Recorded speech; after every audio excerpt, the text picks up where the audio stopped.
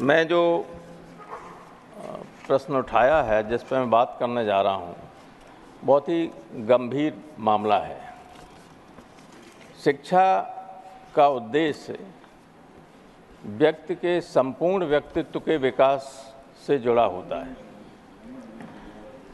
और जो पैटर्न हमारे यहाँ पहले चल रहा था, उसने इस देश को बहुत बड़े शिक्षाविद, एडवोकेट्स, साइंटिस्ट दिए।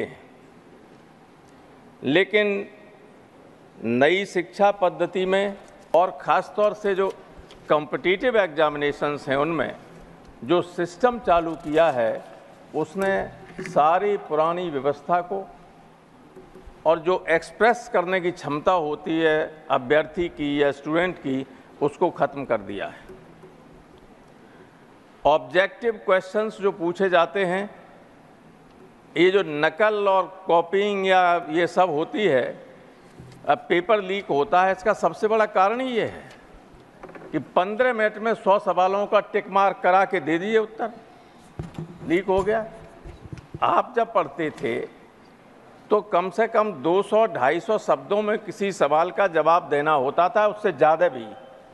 उसमें पूरा एक एक्सप्रेशन की क्षमता डेवलप होती थी अभ्यर्थियों में, स्टूडेंट्स में और शिक्षा पद्धति में। वो सब खत्म हो गई। आईएएस सिलेक्ट हो जाता लड़का आके, सेक्रेटरी कहता है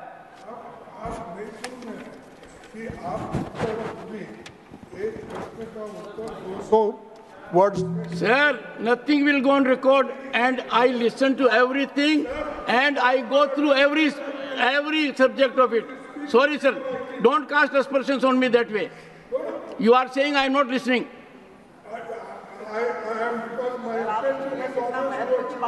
I am so glad, sir, आप मेरी तरफ देखते हो, पर मेरी समस्या है कि मैं हर बार आपकी तरफ नहीं देख सकता। जब आप बोलोगे तब आपकी तरफ देखूंगा, sir. Please cooperate with me. हमारा टाइम तो Professor Ram Gopal Yadav, with his whole experience, is raising a very important issue. Please lend your ears to him. हमारा टाइम नए सिरे से शुरू करवा दें प्लीज। तो वो टाइम दिया, सब खत्म कर दिया करें सर ने।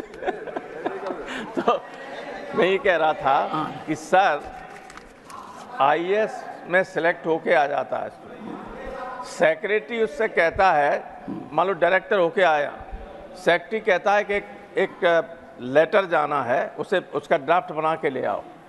उसमें 20 बार करेक्शन सेक्रेटरी को करना पड़ता है, क्योंकि ऑब्जेक्टिव हो गया सब मामला। कोई इंटरेस्ट नहीं है कि ज़्यादा डिटेल में पढ़ें, किसी को जाएं उसमें। मान लीजिए एक सवाल पूछा जाता है कि पंडित नेहरू, अटल जी या मोदी, सवाल पूछा जाएगा इनमें कौन सा बेहतर, वो कहते हैं ABC लिख दीजिए। अब उसमें रीजनिंग तो होनी चाहिए, वो रीजनिंग दी ही नहीं जाती है, न पढ़ाई जाती है, न पढ़ता है, न जाने की कोशिश करता है। इसलिए मेरी सरकार से अनुरोध है आपके माध्यम से कि इस पद्धति को बदलें और पुरानी पद्धति को लाएं, जिसने doctor Radhakrishnan, H.J. Bhabha, professor Meghnath Shah जैसे विद्वान, टीचर, साइंटिस्ट दिए इस देश को। अब कोई हो रहा है पैदा, कोई हो रहा है, तो क्यों लांछन लगा रहे पुरानी व्यवस्था पे? उसको लाइए, इसको हटाइए, जिससे कुछ विद्वान फिर देश में पैदा हो सके। धन्यवाद।